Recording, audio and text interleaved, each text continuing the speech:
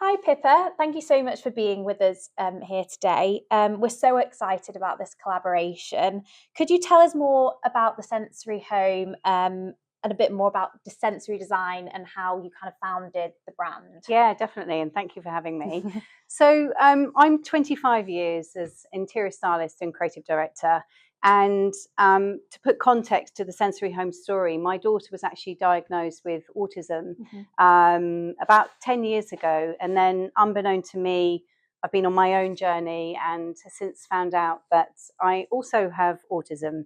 And so, after 25 years of designing, I very much quickly found myself being more aware of sensory design.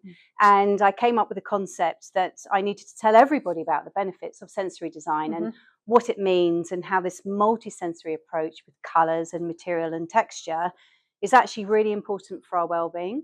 We now know that there's an intrinsic link between our happiness and our home environment. And so that narrative just has naturally progressed.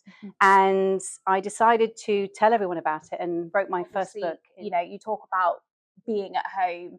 We've been helping people create living homes for nearly 80 years. So the company was founded in 1946 by my great grandfather, Harold Graham. So to work with you on this collaboration just means the world for us, and I'm very excited to show both of our communities what we've built together. Thank you, Iona. That means a lot. And I think from my perspective, I was so excited about the relationship because more than ever, you know about that sort of the values and, the family and coming together and what it means to be able to set up your home with meaning. And with meaning, obviously, means that association with colour as well. So, no, I was absolutely thrilled. Us too.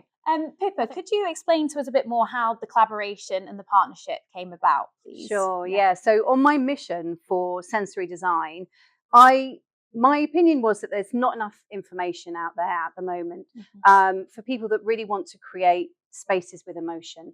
So we live in a world where colour is trend-led, and absolutely there's a place for that.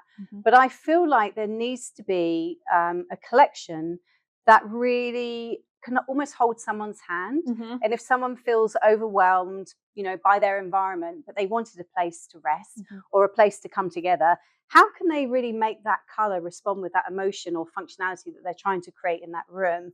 And obviously, given your long heritage with colour and your experience with colour, we started talking about what does that narrative look like, and how can we put an identity on each of those 4 emotional spaces. And this is where we are today, and I'm so pleased that we've been able to tell the story quite sensitively. So we're here in Lancashire at the Graham and Brown Design Studio, and we've just collaboratively worked together and signed off the gorgeous 16 colour paint edit. Pippa, could you kind of explain to us the 4 different stories that make up this paint edit? We've got some lovely boards here as well. Absolutely. It's been a really exciting process getting to this point, and I'm so excited to share the colours with everybody. So it was really important to not tell people what colour they have to have for what emotion they're feeling, but yet create some education around the response of emotions that people will have when they're surrounded with these colours. So the first story is Gather, and simply put, this is where people are going to be coming together. So it's really deep, grounding colours that are rich and relatable to sort of nature. No surprises there. So these really beautiful browns, which is the underbelly, which will be really, really grounding, combined with these beautiful, beautiful greens. So this is about positive sensory connections where you come together with friends and family to feel held and comfortable with lots of natural elements. So Gather, absolutely love Gather. That's a bit of me. Lovely. Then we've got Focus, which simply put is about clarity and concentration, which will help with mental regulation, because blue is known to calm, it can lower blood pressure. So this is about when you need to either study or have moments of quiet. And we've teamed that with a really beautiful neutral as well, so that it doesn't feel too icy cool. Gorgeous. Absolutely love this one. That's gorgeous. A bit of you, that's a bit of me, Focus, yeah. Then we've got Nook. Now, everybody needs a place where they can hide away. And this story and this palette was meant to be about familiarity. Something that's predictable.